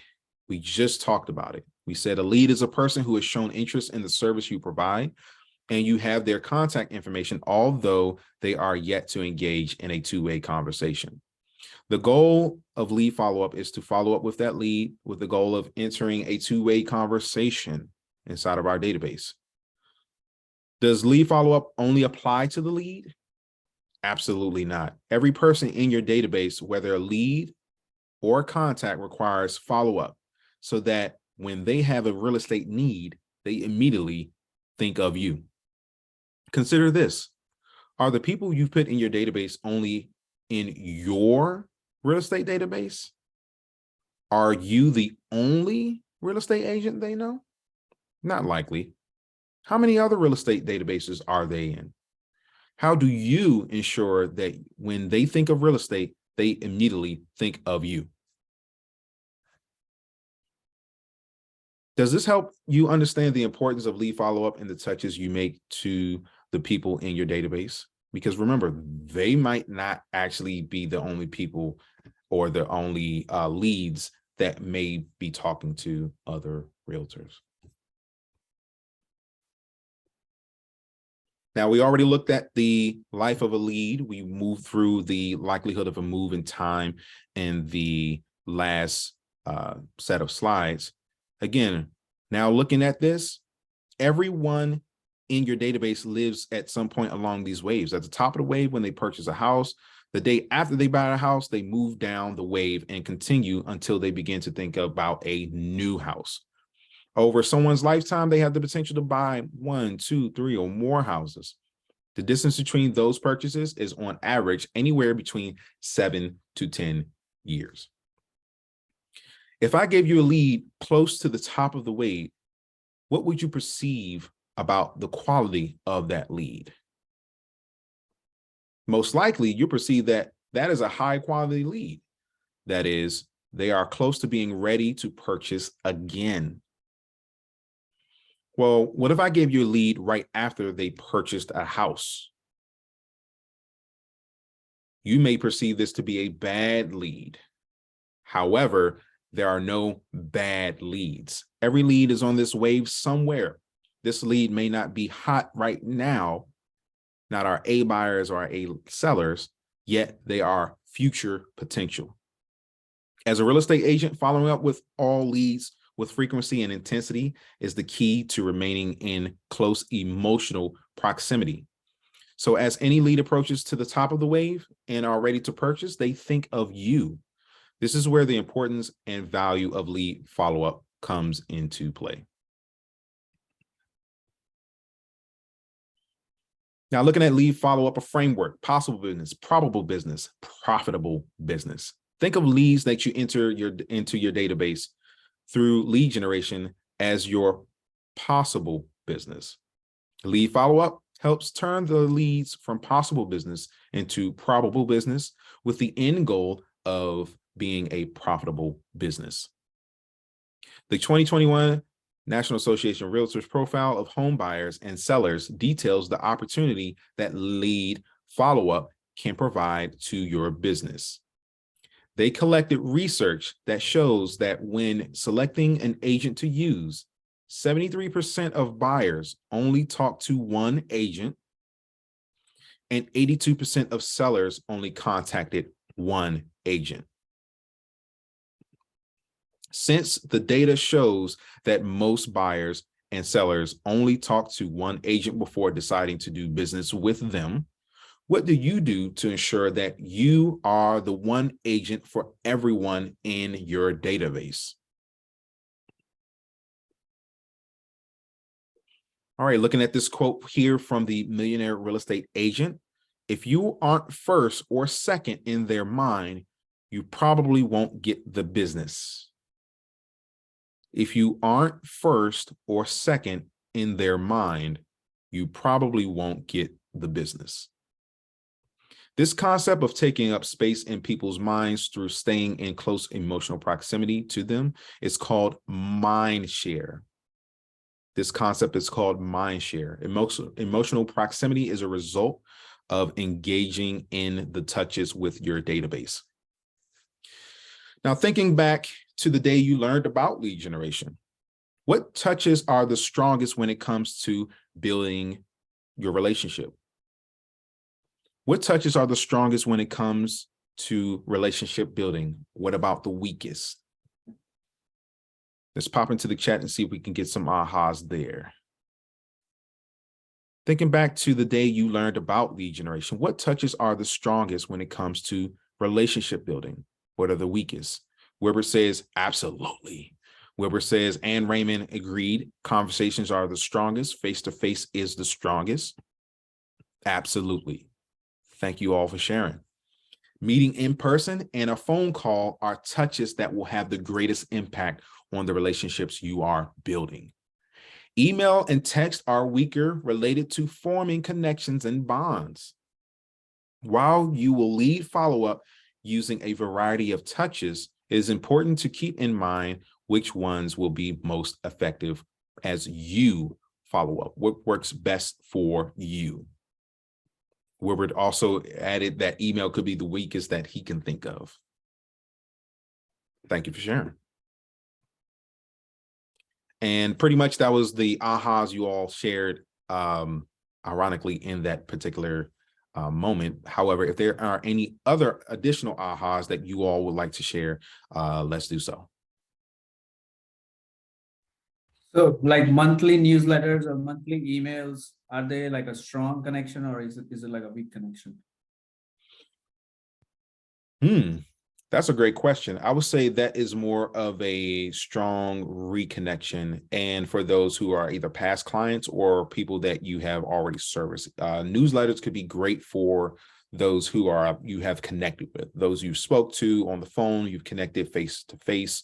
And then now you have that open permission to share newsletters and share featured listings, share what's going on in the community and in the real estate market, or just in this shifting market, being that value. It's almost like now that the monthly newsletter is almost like a subscription to the client, because now they have subscribed to you as the real estate agent. For leads, that would be more so for lead follow-up. You can subscribe them to newsletters so they know what's going on. However, it is definitely best to make sure that that face-to-face or phone call was established first. Great question. Thank you, Shashank. All right. Now we're going to look at how to lead follow-up. Just like your intention to be strategic with your lead generation efforts, you should be strategic with your lead follow-up efforts as well. Being thoughtful about how you will follow up and leveraging the highest value touches that yield the greatest result will help you convert leads at a higher level. Mind share is gained through positioning yourself in front of your leads frequently with relevant and timely information. The goal is to open the door to two-way communication in addition to getting them to think about you anytime they think about real estate. Through Ignite, you have been introduced to two different systems that engage your leads and contacts and help you gain mind share. Does anyone remember those two systems? We mentioned it in the agenda just now. It's 19 to connect and what to convert. Anybody know that number? Let's pop that number to the chat. I'm sorry, what was that? 36. Yes, Shashank, that's right. Thank you. 19 to connect and 36 to convert. So now the fortune is the follow-up. Fortune is in the follow-up for mindshare. We see leads, 19 to connect, 1 to cement, 36 to convert.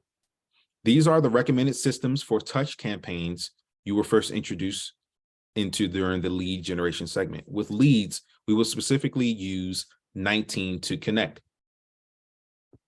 To review, 19 to connect is made up of 4 phone calls, 12 touches that are a monthly email, to your point, Shashank, a newsletter, market report, video, etc. 2 touches related to promotional direct mail, and 1 touch that is a client event or party. The intent of these touches is to be spread out over a calendar year, which equates to about 1 touch every 3 weeks. The goal of this communication is to establish a formal relationship in an open two-way communication. Keep in mind that this is just a list and not prescriptive of the order you should complete them.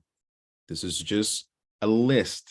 For example, the 4 phone calls will have the greatest impact if you spread them out once a quarter, aka quarterly call plan. There you go. When do you think a lead should be added to your 19 to Connect Touch campaign? It's only one answer: immediately. A lead should be added to your touch campaign immediately. Be aware that when communicating with leads, it's speed to lead, because we just remember, we looked at the statistics from NAR. We want to make sure it's speed to lead. This is how we quickly reach out after the lead has engaged with us. Your speed to lead should be rapid.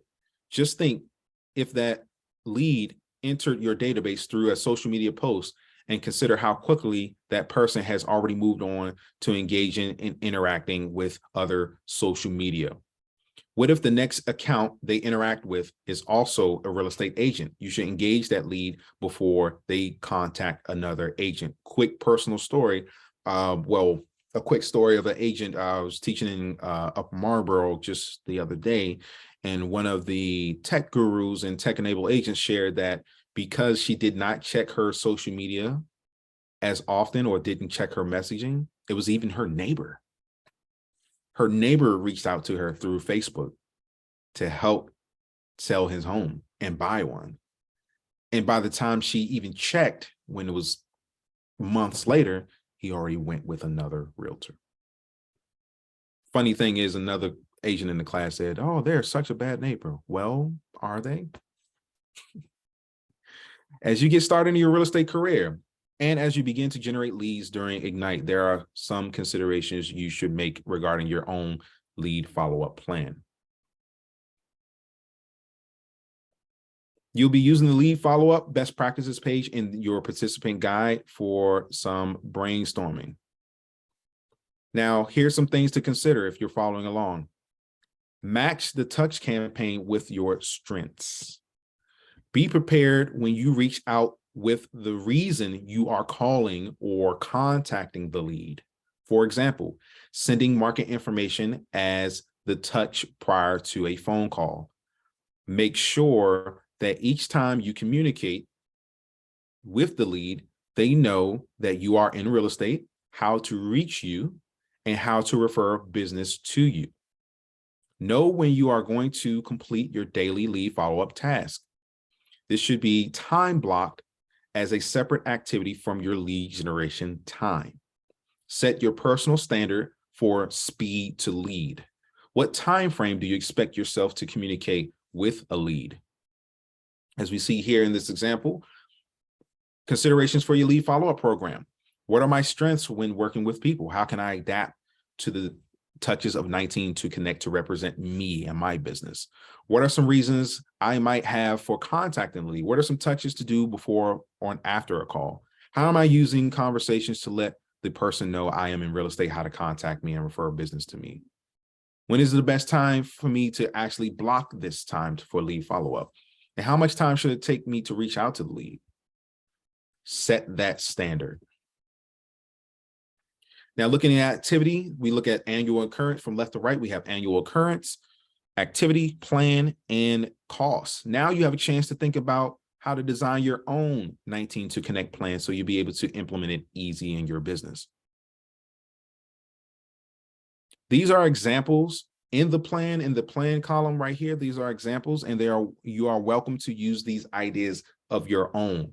For example, we have calls, text conversations, connect with every lead quarterly, offer something of value, a MOFR. Remember, make offer for immediate response.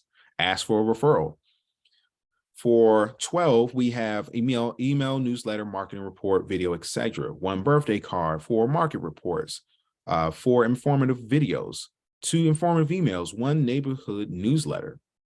Then we also have for promotional direct mail, we have local sports team schedule, like the actual calendar of this. We know that we send out calendars for our clients' favorite sports teams. And then for events, we have organized neighborhood park cleanup.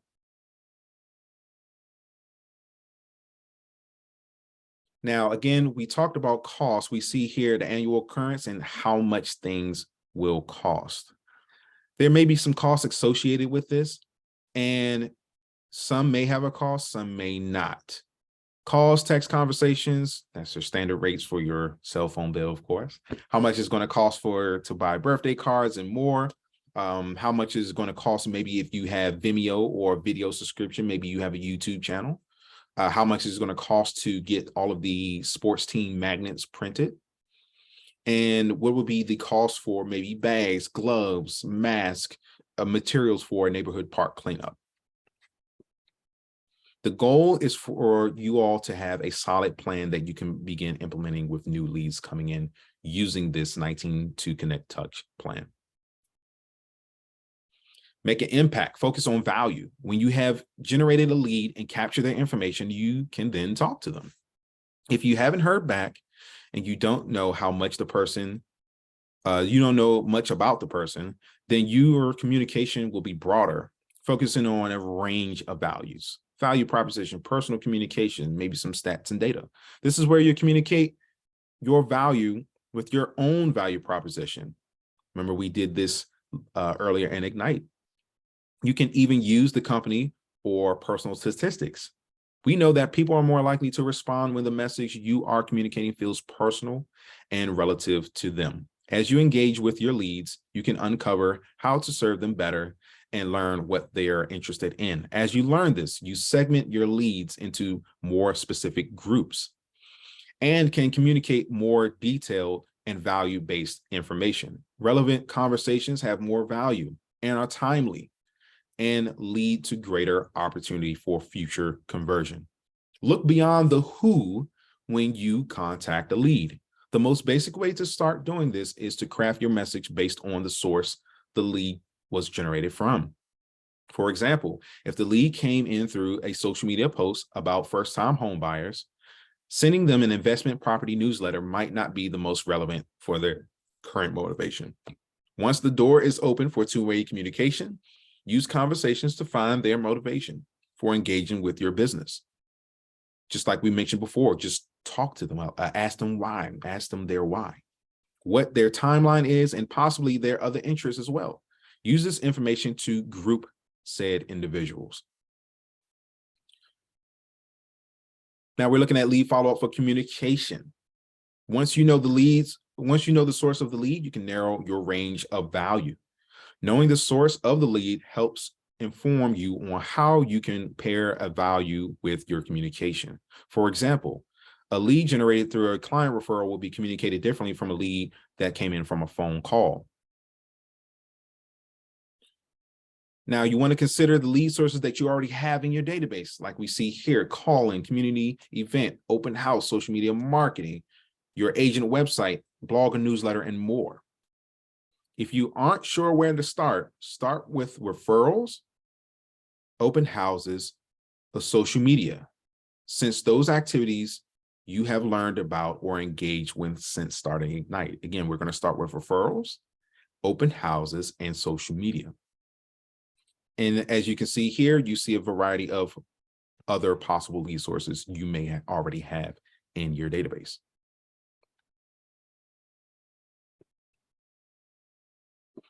Now, you want to make sure you record your top lead sources you are focusing on in your participant guide if you're following along. Record those top lead sources in your participant guide.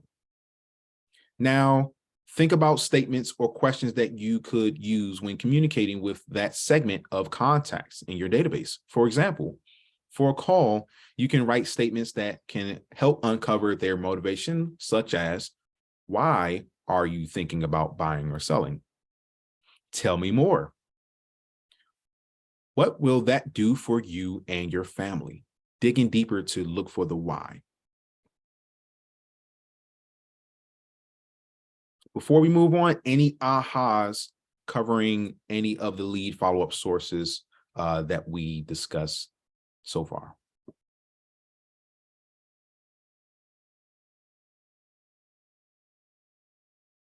All right, super sweet. You can just pop it right into the chat. We're just going to move right along. And lastly, we're going to look at post-lead follow-up.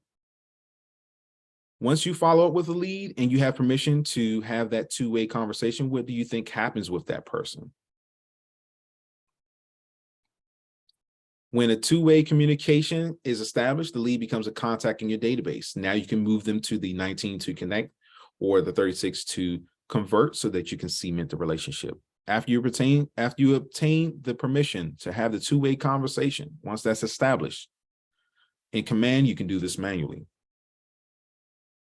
Connecting with that lead does not necessarily mean they will do business with you or that your relationship is as strong as it could be. That is why you then continue into another touch campaign outside of the 19 to connect and 36 to convert. Whether it is a lead or contact in your database, every person should be on a touch campaign. This is how you will gain and keep mind share while continuing to do all the jobs of a real estate agent.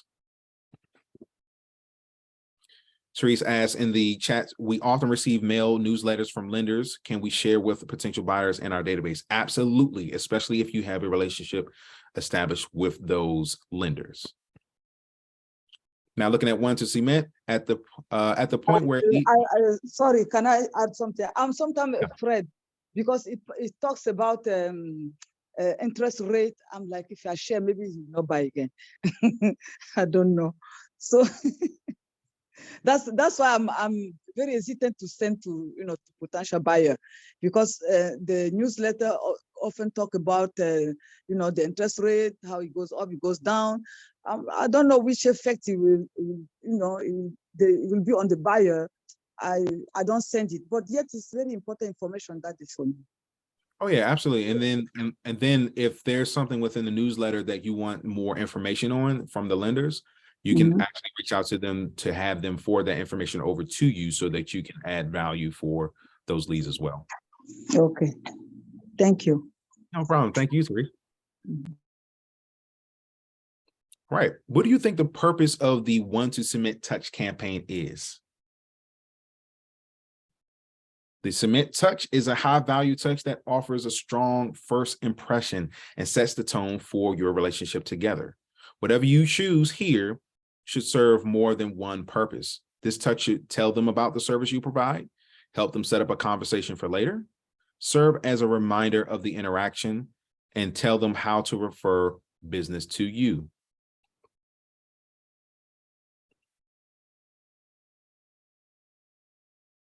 All right. We already shared ahas, so we're just going to continue to move right along. And now we're going to talk about and dive deeper into following up with those leads. We talked about keeping every lead. Now we're going to talk about how to follow up effectively with said leads.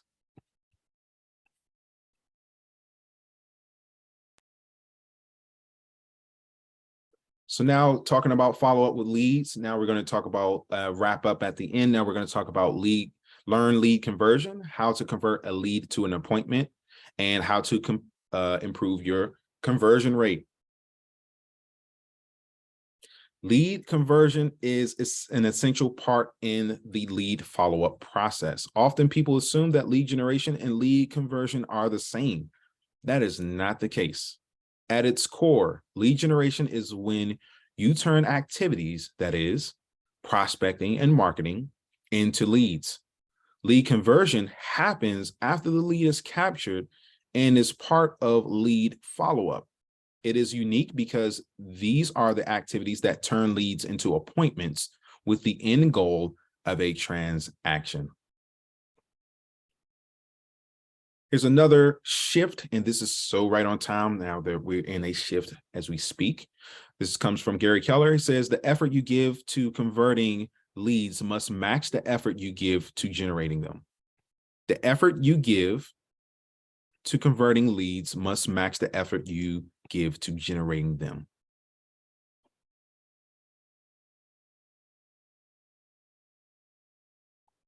Now, let's look at the lead conversion process. We know in Command that looks a little familiar when it gets to cultivate and close. Right here, we see capture, connect, cultivate, and close. Converting a lead to an appointment is a process that can happen quickly, although in some cases, it can happen slowly. Shift tells us that consistently getting every possible appointment from the leads you generate isn't complicated, but it does require preparation, practice, and purposeful action. This starts at the top of the model with capture. You must capture correct information and enough information to be able to contact the person. Then you move to connecting, building a connection, gaining information, and building trust. And finally, it ends in a closing for an appointment. Without the appointment, conversion has not happened. Possible, profitable, and probable. We talked about this in the earlier slides. After lead generation, lead conversion is the most business critical activity you must master. It is where the possible business that comes from lead generation activities can turn into profitable business and ultimately into, probable into profitable from left to right. Converting the lead to an appointment has so much importance because it is how you have a chance at earning income. We've heard times people say, I am unemployed until I get the listing agreement. I am unemployed until I have the buyer's agreement. Converting appointments into business is also a key to economic success. You'll learn more about converting the appointment to business later in Ignite. Until then, we will focus on the how now that you know the why. Now we're going to talk about how to convert a lead to an appointment. Now we're in capture. At its simplest, capturing is collecting the minimum amount of valid contact information for a potential buyer or seller. This should include their names, a way to get a hold of them, such as email and phone number. Most likely this will occur when you are lead generating. Think about some of the methods that you can use when capturing this information. Maybe it could be an open house lead capture form of a landing page we created in Command, a response to a social media or an online ad, mailers, flyers, for sale signs, and more. Door hangers, right? Capturing is identified as collecting the minimum amount of valid contact information. Let's remember that. When we are capturing, it is important to know that you are going to say, before starting the conversation, here we go. If I were to need to contact you, what number would that be? This is conversation frameworks here. If I were to need to contact you, what would that number be? If I found exactly what you are looking for, how would I contact you? If I found out that information you are wanting, how would I get it to you? For this first step of capture, have a system in place. Capture all leads in your database and continue to cultivate the relationship using touch campaigns. All leads may not be ready for an appointment, so your goal then is to gain mind share and continue to stay in close emotional proximity so that when they are ready, they think of you. The second step is connect. Connecting is about laying the foundation for a working relationship.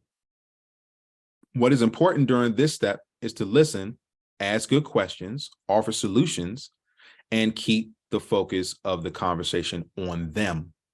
The goal of the communication, in addition to building the relationship, is to determine their urgency, give enough information to know how to prioritize this lead, and help you know that help you know what touch campaign you can use as a follow-up plan.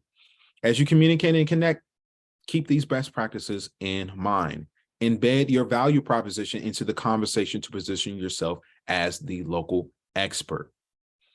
Build and have confidence through knowing what you are going to say. Role play, practice the conversations, and know the market data. And lastly, use backward design when thinking about your communication, meaning think about the intended outcome before stating the conversation. Use questions to help lead them towards the appointment. Now let's take a look at the 6 connecting questions. Connecting is more just than small talk. Your communication should seek to answer 6 basic questions. Who are they? What do they want or need to do? Where do they want or need to do it? Why do they want or need to do it? When do they want or need to do it? And how do they plan to do it? These questions also help whoever you are speaking to open up. These may or may not work for your unique business. Take some time to plan on a framework for the conversation that works best for you based on these 6 connecting questions. And don't forget the Ford method. Always remember the Ford method in this conversation.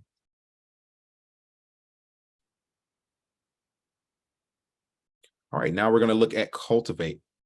Your goal in using the lead conversion model is to move immediately from capture to connect and to close. However, you'll find a small percentage of leads that won't be ready to convert to an appointment. To keep mind share, you will use a touch campaign to stay in communication and cultivate the relationship until they are ready for an appointment. In Ignite, we have learned all about the touch campaigns: 19 to connect, 1 to cement, and 36 to convert. You will leverage these to stay in close contact until you can get an appointment. As you start to implement your touch campaigns, you can always pursue creating your own touch campaigns to fit your business needs, what works best for you. It's recommended that you start with the 3 that you have been introduced to first until you have a solid understanding of how the touch campaigns work. Cultivation is in the step in the model which agents find themselves struggling. Agents also struggle doing cultivation because they do not have the right systems in place to continue to follow up with that lead. They let the lead slip and then get disappointed when they learn that the lead transacted with a different agent. You shouldn't let the lead slide to someone else, especially when you have invested a lot to them. So don't let it go to waste. Shift reminds us that you can't know or predict when they will come to a decision. But if you are reconnecting with them in a systematic way, you will have a great chance of being there when they do. That's when you'll be able to close for an appointment. And lastly, we have close. Closing is when you ask for the appointment. Think of it in this framework. You are concluding one conversation and seeing if there is a new one that can take place. It is your responsibility to ask for the appointment. Just like the touches you use to stay in that you're using to stay in emotional close proximity have varying degrees of effectiveness.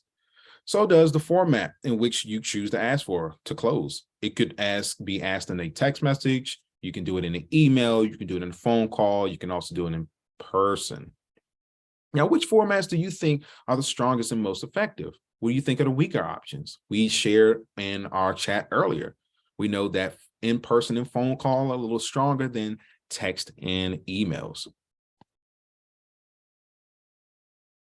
When you are setting an appointment, what are appointment elements to schedule? First of all, you're not just looking for a yes as a response to asking for the appointment.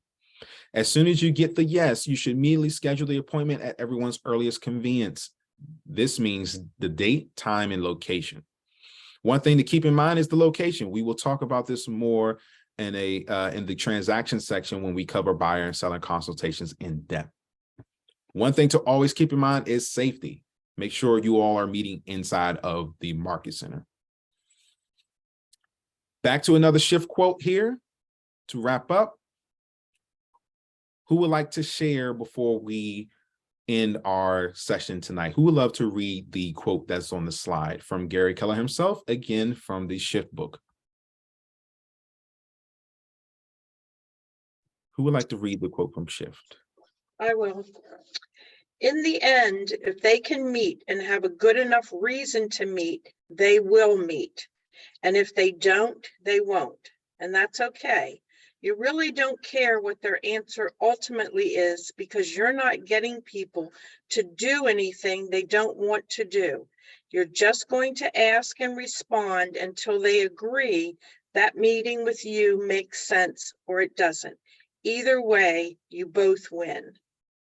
Either way, thank you so much for that, Stephanie. Either way, you both win. If you have a good enough reason to meet, they will meet regardless. Thank you so much for sharing. All right, now let's talk about improve your conversion rate. Once you understand that your conversion rate is what your conversion rate is, you can move from E to P, meaning entrepreneurial to purposeful.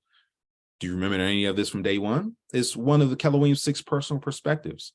This is when you get more purposeful in improving your conversion rate, gaining insight, and getting more purposeful with ultimately bringing you more closed transactions. Some activities you can some activities you can engage in to improve your conversion rates might include time block for lead conversion. If you erase it, replace it. If you erase something off your calendar, replace it with something else. Use conversion systems, practice conversations, dialogues, ask for the closing, mastering buyer and seller presentations, relationships. Conversations are a powerful tool that can help you say what you intend to say in the most powerful and impactful way. Use systems that support lead conversion in your business. Systems make sure that you take the right steps at the right time and continue to keep gaining mind share. Now, also, don't neglect any part of your database. Reconnect with each person. And when you do, ask for referrals. Conversion activities are not just for leads. They're also for your sphere of influence, contacts, etc. Come from care, come from contribution and curiosity, and get back in relationship with those past clients. Know who to prioritize. In an upcoming session, in the lead follow-up segment, you will learn how to prioritize potential clients. Prioritize converting those qualified leads while still working on the rest of your database. Now, every lead has the potential to turn into a business. And as you already heard, there are no bad leads. With the lead conversion model, you have learned capture the appropriate information so you can connect with the lead, connect to assess their needs and establish a relationship, and cultivate the relationship. Not all people will convert directly to an appointment. So use touch campaigns to stay top of mind. And lastly, close by asking for the appointment. You are in control of this ask, no one else. All right, are there any ahas? We are coming to the end of our session tonight where we talked about how to capture more leads, how to keep every lead, and to follow up with those leads in our database. Are there any other ahas that we can share around capturing the leads, keeping every lead, and following up with every lead? Anybody would like to share any ahas before we wrap up? The whole night was an aha for me. Wow. Care to explain more, Stephanie? Well, we talk about it all the time, but this was a deep dive into things, really breaking it down and talking about specifics. I thought it was very good. Awesome. Thank you so much. And thank you all for all the amazing ahas that you shared in the chat and shared with us that you're doing in your communities today. Wilbert, you're next. Yes, just two quick things. First of all, I think you did great tonight. This is a great session. I think by far this is probably one of my favorites that we've had for Ignite. And then the other thing is, I guess the biggest takeaway I have from tonight is a lot of people start, but they don't finish. People start, but they don't finish. They don't follow through. That's what we talked about, actually picking a method in the lead source to actually follow through. Wow. Thank you so much for that, Wilbert. Yes, sir. Have a great night. All right, same to you. All right, before we wrap up, And we are at the end now. I'm going to put into the chat the link for the instructor feedback form. Go ahead and click on that link now. And Shashank said, someone told me today, stay the course. Divine intervention right here, right now. We are all on this call for a reason. Transparently, I even shared, I didn't even want to, I love music and I didn't even want to go to a rehearsal yesterday. That is crazy. But if I didn't go, then that message that I needed, I would have never, ever been able to get that. So to your point, Wilbur, yes, follow through. Yes, Shashank, stay to course, and let's get out of our own way on the course too. All right, so go ahead and click on that instructor feedback form there. If you are able to fill that out, please fill that out now. If not, know that Melissa will be able to have the resources for everyone to fill out that instructor feedback form. We definitely will appreciate this since this is a new version of Ignite, and we want to make sure that we provide the best possible materials for you all, and we appreciate and invite all feedback. All right. Can you also give us the training days for command? I know it's like the first Monday and third yes. Wednesday. For those who are in the Maryland, DC region, and those who aren't, you're more than welcome to have some fun with us every first Wednesday and the third Monday of the month. Of course, this month will be different because of family reunion. Every first Wednesday of the month, we have Take Command Wednesdays with Zach Younger, the RTT over in the Northern California, Hawaii region, the amazing Zach Younger and myself, where we, and is at 3 p.m. Eastern Standard Time. Not sure what time zones you all are on. That's going to be 3 p.m. Eastern Standard Time on every first Wednesday and every third Monday of the month for Take Command. Thank you. Yeah, no problem. Thank you all. Have a great evening. Have a great Ignite for the rest of Ignite. Can't wait to see you all at the end of graduation. And let's take command of our business. Let's stay the course. Thanks, everyone. Have a great night. Thank you, you too.